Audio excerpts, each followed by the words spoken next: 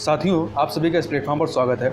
यहाँ पर हम लोग घटना चक्र आर्थिकी 2021-22 जिसमें भारत और विश्व से संबंधित महत्वपूर्ण आंकड़ों को दिया गया है या महत्वपूर्ण जो घटनाक्रम है उनके बारे में बात की गई है।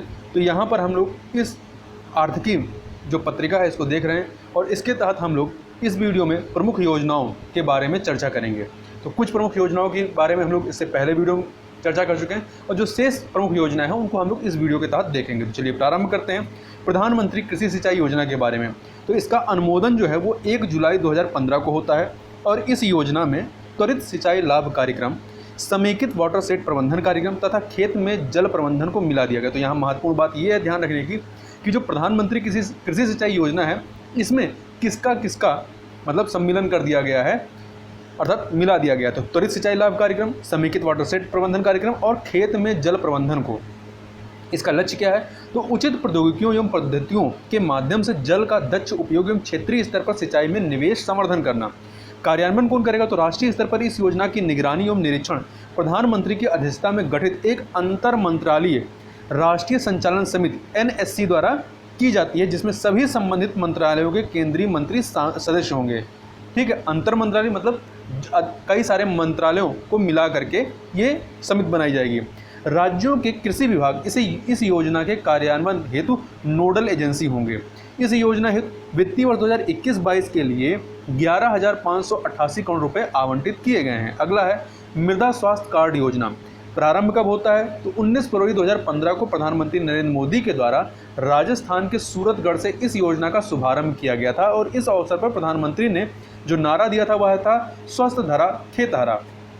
इसका लक्ष्य मृदा स्वास्थ्य में सुधार हेतु किसानों को मृदा की वास्तविक स्थिति को बताना, जिससे संपोषणीय कृषि को बढ़ावा दिया जा सके। अगले 3 वर्षों में 14 करोड़ किसानों को मृदा स्वास्थ्य कार्ड जारी करना। मतलब जब ये 19 फरवरी 2015 को जारी किया गया था उससे 3 साल की बात की जा रही है। ये कार्ड प्रत्येक 3 वर्ष के चक्र में एक बार जारी किए जाएंगे। यह योजना कृषि एवं सहकारिता विभाग की देखरेख में भारत के सभी राज्यों एवं केंद्र शासित प्रदेशों में लागू की गई है। अगला है मेक इन इंडिया प्रोग्राम। यह 25 सितंबर 2015 को लागू किया गया। इसका लक्ष्य क्या है? विनिर्माण क्षेत्र के संवर्धन हेतु भारत को महत्वपूर्ण विनिर्माण निवेश तथा अभिनव प्रयोगों के वैश्विक केंद्र के रूप में परिवर्तित करना। इसके अतिरिक्त क्या है इसमें? तो इसके अतिरिक्त जो है इसके लिए 25 औद्योगिक क्षेत्रों की पहचान की गई है और वर्ष 2022 तक सकल घरेलू उत्पाद तथा GDP में विनिर्माण क्षेत्र की हिस्सेदारी को 16% से बढ़ा करके तत्कालीन 16% से बढ़ा करके इसे 25% तक करना है एवं इस क्षेत्र में 100 मिलियन अतिरिक्त रोजगार का सृजन है। तो ये महत्वपूर्ण फैक्ट है। 2022 तक कितना लक्ष्य रखा गया है? तो 16% से बढ़ा करके GDP में विनिर्माण क्षेत्र की हिस्सेदारी 25% करना है और इस क्षेत्र में 100 मिलियन अतिरिक्त रोजगार का सृजन करना है। अगला है दीनदयाल उपाध्याय श्रमेव जयते योजना। तो इसका शुभारंभ 16 अक्टूबर 2014 को होता है। इसका लक्ष्य क्या है? श्रम क्षेत्र में पारदर्शिता एवं दक्षता के माध्यम से औद्योगिक विकास हेतु अनुकूल परिवेश बनाना। ठीक है, तो याद रखिएगा ये श्रम से संबंधित है। इस कार्यक्रम के अंतर्गत 5 योजनाएं यथा समर्पित श्रम सुविधा पोर्टल, आकस्मिक निरीक्षण की नई योजना, यूनिवर्सल खाता संख्या, प्रशिक्षु प्रोत्साहन योजना तथा पुनर्गठित राष्ट्रीय स्वास्थ्य बीमा योजना शामिल की गई हैं। स्मार्ट सिटी मिशन के बारे में बात करें तो इसका जो प्रारंभ है वो 25 जून 2015 में, उद्घाटन कब होता है? तो 25 जून 2016 को पुणे में जब ये कार्यान्वित होता है तब, मतलब प्रारंभ 15 में होता है और उसका उद्घाटन 2016 में किया गया। इसका लक्ष्य क्या है? शहरों में मूल बुनियादी सुविधाओं का विकास कर नागरिकों को सभ्य एवं गुणवत्तापूर्ण जीवन शैली प्रदान करने के साथ एक स्वच्छ एवं टिकाऊ पर्यावरण का निर्माण करना। सभी राज्यों एवं संघ राज्य क्षेत्रों को समग्र रूप से 100 स्मार्ट सिटीज वितरित किए जाने का लक्ष्य है। सबसे ज़्यादा स्मार्ट शहर उत्तर प्रदेश में 13 हैं। तो ये संख्या याद रखिएगा, कई बार पूछा जाता है कि उत्तर प्रदेश में कितने स्मार्ट सिटी प्रस्तावित हैं, तो याद रखिएगा 13 हैं। दूसरे नंबर पे तमिलनाडु है 12। वित्तीयन कहाँ से किया जाएगा? केंद्र द्वारा प्रति शहर प्रति वर्ष 100 करोड़ रुपये और इतनी ही राशि का योगदान राज्य द्वारा, मतलब 100 करोड़ रुपया केंद्र सरकार देगी और 100 करोड़ रुपया राज्य सरकार देगी प्रत्येक साल। अगला है अटल नवीकरण और शहरी परिवर्तन मिशन। इसका प्रारंभ 25 जून 2015 को नई दिल्ली में होता है। इसका लक्ष्य क्या है? 1 लाख से अधिक की आबादी वाले सभी शहरों सहित 1 लाख की आबादी वाले सभी शहरों सहित सभी राजधानियों में परिवारों को बुनियादी सुविधाएं उपलब्ध कराना। अब इसमें कौन सी बुनियादी सुविधाएं या कौन से प्रमुख क्षेत्र हैं? तो जलापूर्ति, सीवरेज सुविधा एवं सेप्टेज प्रबंधन, बाढ़ को कम करने हेतु वर्षा जल का प्रबंधन, पैदल मार्ग, गैर मोटरीकृत और सार्वजनिक परिवहन सुविधाएं तथा पार्किंग स्थल, बच्चों के लिए हरित स्थलों, पार्कों तथा मनोरंजन केंद्रों का निर्माण एवं उन्नयन जिनसे शहरों की भव्यता बढ़े। वित्तीयन कहाँ से होगा? तो वर्ष 2015-16 से 5 वर्ष के लिए कुल इस पे जो परिव्यय होगा वो 50,000 करोड़ रुपए का है। स्टैंड अप इंडिया के बारे में बात करें तो 15 अगस्त 2015 को इसकी घोषणा की जाती है, मतलब स्वतंत्रता दिवस के अवसर पर, और 5 अप्रैल 2016 को उत्तर प्रदेश के नोएडा में इसका शुभारंभ होता है। इसका लक्ष्य क्या है? संस्थागत साख संरचना तक अनुसूचित जाति, जनजाति एवं महिला उद्यमियों की पहुंच को आसान बनाना। तो यहाँ ध्यान रखिए कौन कौन शामिल है इसमें? अनुसूचित जाति, अनुसूचित जनजाति और महिला उद्यमियों को, इन 3 सेक्शन को इसमें शामिल किया गया है। सभी वाणिज्यिक बैंकों की प्रत्येक शाखा से कम एक अनुसूचित जाति, जनजाति तथा एक महिला ऋण ग्राहियों को 10 लाख से 1 करोड़ रुपए तक का ऋण किसी नव उद्यम हेतु उपलब्ध कराना। इस योजना के क्रियान्वयन हेतु सिडबी द्वारा पुनर्वित्त पोषण किया जाएगा। National credit guarantee trust company limited NCGTC 5,000 crore रुपए के कोष के माध्यम से क्रेडिट गारंटी तंत्र बनाएगा। अगला है प्रधानमंत्री कौशल विकास योजना के बारे में। तो इसका प्रारंभ 15 जुलाई 2015 को विश्व युवा कौशल दिवस के अवसर पर, तो ध्यान रखिएगा 15 जुलाई क्या होता है? विश्व युवा कौशल दिवस होता है। इसका लक्ष्य क्या है? आगामी 4 वर्षों अर्थात 2016 से शुरू करके 2020 तक, तो 2016 से 2020 आगामी 4 वर्षों के दौरान देश के 1 करोड़ युवाओं को प्रशिक्षित करना है। योजना में श्रम बाजार में नव प्रवेशी और 10वीं तथा 12वीं की पढ़ाई बीच में छोड़ने वाले छात्रों को प्रशिक्षित करने पर विशेष ध्यान दिया गया है। योजना में प्रत्येक प्रशिक्षु को औसतन 8,000 रुपये का आर्थिक सहयोग दिए जाने का भी प्रावधान किया गया है। बेटी बचाओ बेटी पढ़ाओ योजना के बारे में बात करें तो इसका प्रारंभ जो है 22 जनवरी 2015 को हरियाणा के पानीपत से किया गया। इसका लक्ष्य क्या था? लिंग आधारित भेदभाव को खत्म करके लिंगानुपात को ऊपर उठाना। कार्यान्वयन कौन कर रहा है? प्रारंभ में इसे देश के सबसे कम लिंगानुपात वाले 100 जिलों में लागू किया गया था, जिसके तहत 1 वर्ष में जन्म लिंगानुपात SRB sex ratio at a birth में 10 अंकों की वृद्धि का लक्ष्य रखा गया था। वर्तमान में इस योजना का विस्तार भारत के समस्त जिलों तक किया जा चुका है।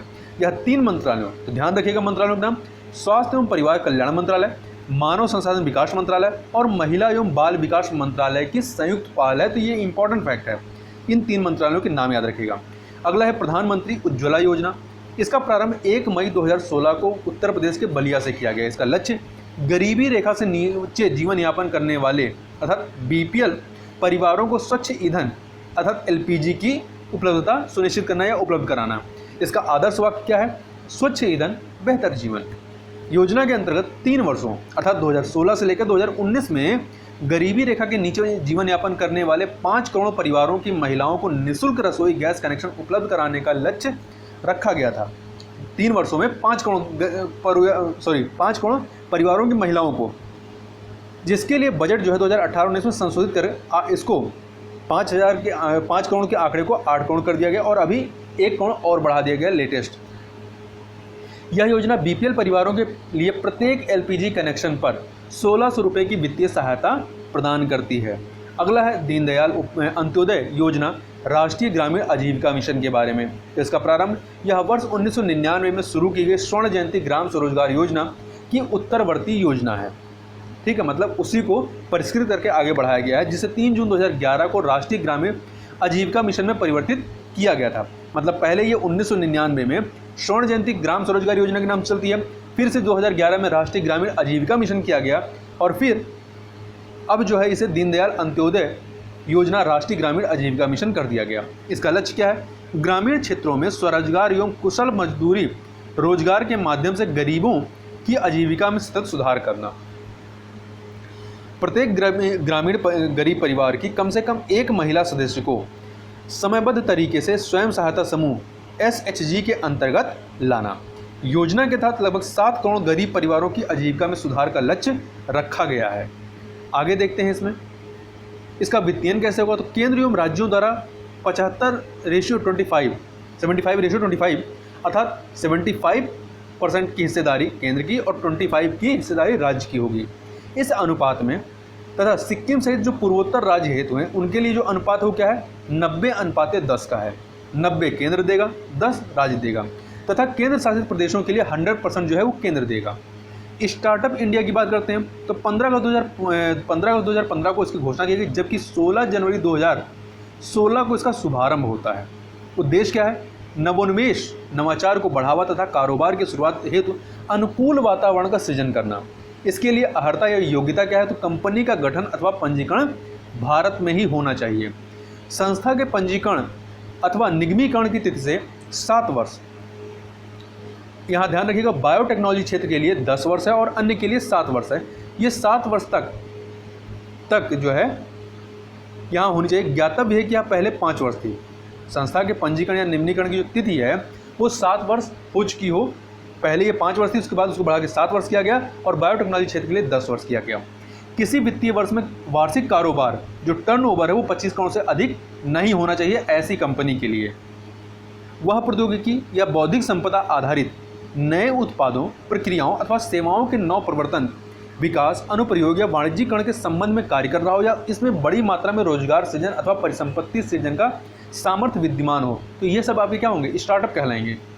नव प्रवर्तन आधारित स्टार्टअप को वित्तीय सहायता देने के लिए 10,000 करोड़ रुपए, ध्यान रखिएगा कि 10,000 करोड़ है, तो 10,000 करोड़ रुपए के फंड की स्थापना की गई। इस फंड का प्रबंधन सिडबी द्वारा किया जाएगा। भारत के ग्रामीण क्षेत्रों हेतु स्टार्टअप इंडिया अभियान का नाम जो है दीनदयाल उपाध्याय स्वनियोजन योजना रखा गया है। तो ये भी महत्वपूर्ण फैक्ट है कि ग्रामीण क्षेत्रों में इसका नाम क्या है, दीनदयाल उपाध्याय स्वनियोजन योजना, ऐसे स्टार्टअप इंडिया है। ई नेशनल एग्रीकल्चर मार्केट ई नाम, तो इसका प्रारंभ 14 अप्रैल 2016 को प्रधानमंत्री द्वारा राष्ट्रीय कृषि बाजार के लिए ई ट्रेडिंग प्लेटफॉर्म ई नाम का शुभारंभ किया गया। ई नाम वस्तुतः Akhil Bharatiya electronic trading portal है। इसका लक्ष्य क्या है, तो इसका लक्ष्य वर्तमान उपज विपणन समितियों APMC की मंडियों को एकीकृत कर कृषि जिन्सों हेतु एकीकृत राष्ट्रीय बाजार का विकास करना। 23 मार्च 2018 तक 16 राज्यों की 585 मंडियां ई नाम से जुड़ चुकी हैं। वर्ष 2022 तक किसानों की आय दोगुनी करने का लक्ष्य जो है इसके तहत रखा गया है। कार्यान्वयन एजेंसी कौन है, तो small farmers agri business consortium SFAC जो है इसकी कार्यान्वयन एजेंसी है। दीनदयाल अंत्योदय योजना राष्ट्रीय शहरी आजीविका मिशन के बारे में बात करते हैं। तो 23 सितंबर 2013 को स्वर्ण जयंती शहरी रोजगार योजना के स्थान पर राष्ट्रीय शहरी आजीविका मिशन का शुभारंभ किया गया। पहले इसका नाम स्वर्ण जयंती शहरी रोजगार योजना था, 2013 में इसको चेंज किया गया राष्ट्रीय शहरी आजीविका मिशन में। वर्तमान में इसका नाम परिवर्तित कर दीनदयाल अंत्योदय योजना राष्ट्रीय शहरी आजीविका मिशन DNLM कर दिया गया है। लक्ष्य क्या है, शहरों में लाभोन्मुख स्वरोजगार तथा कौशल आधारित रोजगार के अवसरों को बढ़ावा देकर शहरी गरीबी एवं उसकी सुविधता या उपेक्षिता को दूर करना, शहरी बेघर लोगों को आवश्यक सेवाओं से युक्त आश्रय प्रदान करना। 20 फरवरी 2016 को सरकार ने देश के सभी सांविधिक शहरी स्थानीय निकायों को इसके अंतर्गत शामिल कर लिया। वित्तीयन की जिम्मेदारी, इसकी साझेदारी केंद्र तथा राज्यों के मध्य 75:25 के अनुपात में तथा पूर्वोत्तर एवं विशेष श्रेणी के राज्यों में यह अनुपात 90:10 है या 90:10 है। इस मिशन में कौशल प्रशिक्षण एवं प्लेसमेंट के माध्यम से रोजगार के तहत प्रत्येक शहरी गरीब के प्रशिक्षण पर 1,500 रुपये 15,000 रुपये तक व्यय किए जाते हैं। ठीक है, कितना व्यय किया जाता है, 15,000 रुपये तक व्यय किए जाते हैं, जबकि पूर्वोत्तर एवं जम्मू कश्मीर में इस पर 18,000 रुपये तक व्यय किए जाते हैं। इस मिशन का कार्यान्वयन आवास एवं शहरी गरीबी उपशमन मंत्रालय द्वारा किया जा रहा है। प्रधानमंत्री आवास योजना शहरी की बात करें तो 25 जून 2015 को प्रारंभ होता है। इसका लक्ष्य वर्ष 2022 तक शहरी गरीबों को आवास उपलब्ध कराना। यह योजना जनगणना 2011 के अनुसार घोषित सभी 4,041 सांविधिक कस्बों सेचुरेटरी टाउन को कवर करेगी। कार्यान्वयन 3 चरण में होगा। पहला, अप्रैल 2015 से मार्च 2017 तक 100 शहरों के लिए इसको कार्यान्वित किया जाएगा। उसके बाद दूसरा चरण जो है अप्रैल 2017 से मार्च 2019 तक अतिरिक्त 200 शहर, फिर अप्रैल 2019 से मार्च 2022 तक शेष सभी शहरों को इसके तहत शामिल कर लिया जाएगा। अगला है प्रधानमंत्री आवास योजना ग्रामीण। अभी तक हम लोग शहरी की बात कर रहे थे, अब ग्रामीण की बात कर लेते हैं। तो इसको जो है 20 नवंबर 2016 को इसका प्रारंभ किया जाता है। कब किया जाता है, 20 नवंबर 2016 को, जबकि आपका शहरी वाला जो है 2015 में ही चालू हो गया था, 25 जून 2015 को। इसका लक्ष्य क्या है, वर्ष 2022 तक सबके लिए आवास। वित्तीयन कैसे होगा, तो मैदानी क्षेत्रों में प्रति इकाई 1.2 लाख रुपए और पहाड़ी क्षेत्रों में 1.3 लाख रुपए की सहायता की जाएगी। लाभान्वितों की पहचान हेतु सामाजिक आर्थिक जाति जनगणना 2011 का उपयोग किया जाएगा। लाभान्वित को 70,000 रुपये तक का ऋण लेने की सुविधा दी जाएगी। मकान के मौजूदा 20 वर्ग मीटर के क्षेत्रफल को बढ़ाकर 25 वर्ग मीटर कर दिया गया है। इसका वित्तीयन मैदानी क्षेत्रों में 60:40 का है केंद्र और राज्य का, जबकि पहाड़ी क्षेत्रों में 90:10 का है केंद्र और राज्य के मध्य में। अगला है श्यामा प्रसाद मुखर्जी रूर्बन मिशन के बारे में। तो यह मिशन प्रारंभ होता है 21 फरवरी 2016 को। कब प्रारंभ होता है? 21 फरवरी 2016 को। इसका लक्ष्य क्या है? पूरे देश में स्थानीय आर्थिक विकास को प्रोत्साहित करने हेतु 300 ग्रामीण क्लस्टरों का विकास, जिन्हें रूर्बन क्लस्टर नाम दिया गया है। राज्य सरकार द्वारा ऐसे ग्राम पंचायतों के समूह का चयन किया जाएगा जिनकी जनसंख्या मैदानी तथा तटीय भागों में 25 से 50,000 एवं रेगिस्तानी और पहाड़ी एवं द्वीपीय तथा जनजातीय क्षेत्रों में 5 से 15,000 तक हो। वित्तीयन कैसे होगा? तो 2021-22 से 600 करोड़ रुपए का प्रावधान किया गया है। अगला है उदय योजना या उज्ज्वल डिस्कॉम इंश्योरेंस योजना। प्रारंभ 20 नवंबर 2015 को होता है। लक्ष्य क्या है? बिजली वितरण कंपनियां अर्थात डिस्कॉम का वित्तीय सुधार एवं पुनरुत्थान करना। कार्यान्वयन ऊर्जा मंत्रालय के द्वारा। झारखंड इस योजना में शामिल होने वाला पहला राज्य रहा है।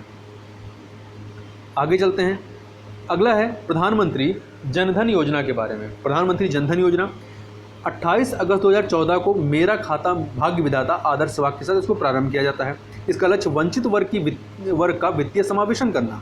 इसके घटक क्या है? वंचित एवं गरीब लोगों को वित्तीय सेवाओं यथा बचत बैंक खाता, साख, बीमा, पेंशन आदि की उपलब्धता, वित्तीय जागरूकता का संवर्धन एवं प्रत्यक्ष लाभ अंतरण से संबंध करना, रुपए डेबिट कार्ड के साथ 1 लाख रुपए का दुर्घटना बीमा। उपलब्धि क्या है? योजना के तहत 4 अप्रैल 2018 तक कुल 31.42 करोड़ खाते खोले जा चुके हैं। अब 2021 चल रहा है तो अभी तक ये आंकड़े और बढ़ गए हैं।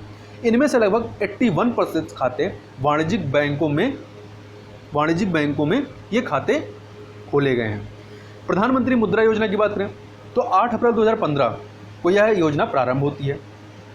मुद्रा का पूरा नाम क्या है?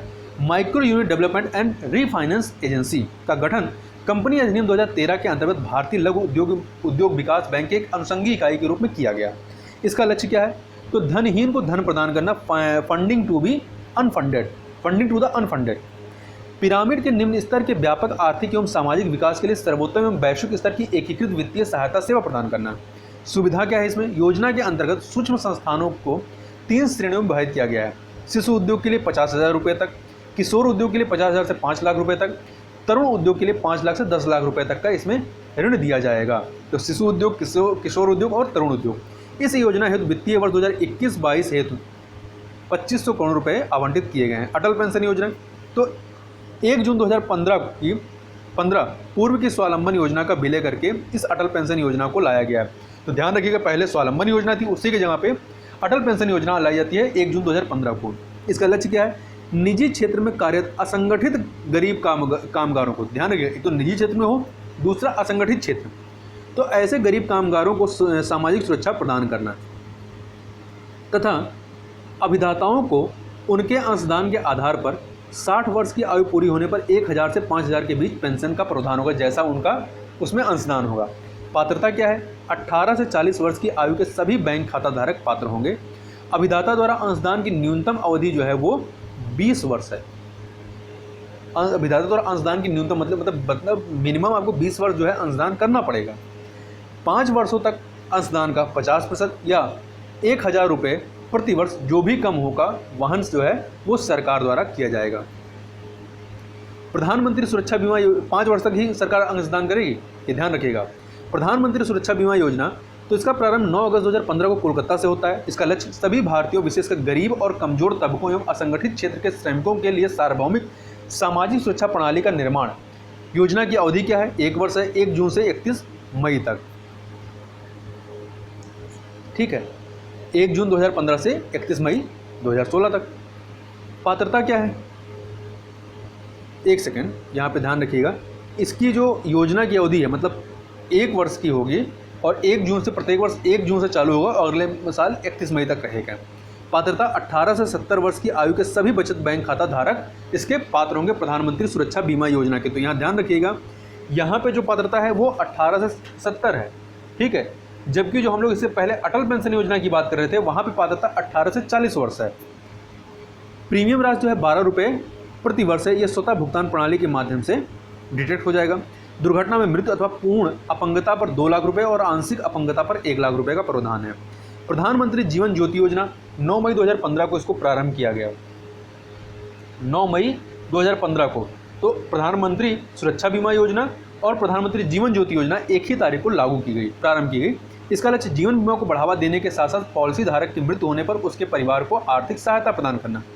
इसकी पात्रता क्या, 18 से 50 वर्ष की आयु के सभी व्यक्ति। तो ध्यान रखिएगा, तीनों में पात्रता अलग है। अटल पेंशन योजना में 18 से 40 साल है, प्रधानमंत्री सुरक्षा बीमा योजना में 18 से 70 है, जबकि जीवन ज्योति योजना में 18 से 50 वर्ष है। प्रीमियम राशि कितनी है, 330 रुपये। जोखिम कवरेज 2 लाख रुपये। स्वच्छ भारत मिशन की बात करें तो प्रारंभ 2 अक्टूबर 2014 को होता है। गांधी जी की 150वीं जयंती था 2 अक्टूबर 2019 तक संपूर्ण भारत को स्वच्छ बनाना इसका लक्ष्य था। बजट 2021-22 में इस अभियान हेतु 9,994 करोड़ रुपए आवंटित किया गया है लेटेस्ट बजट में। केंद्र सरकार एवं राज्य सरकार द्वारा वित्तीयन 75:25 के अनुपात में और पूर्वोत्तर एवं विशेष श्रेणी के राज्यों हेतु 90:10 के अनुपात में इसका वित्तीयन किया जाएगा। तो इस प्रकार से जो महत्वपूर्ण आपकी योजनाएं थे उनके बारे में हम लोगों ने यहाँ पर चर्चा की। तो इस वीडियो में बस इतना ही, मिलते हैं नेक्स्ट वीडियो में, तब तक के लिए बहुत बहुत धन्यवाद।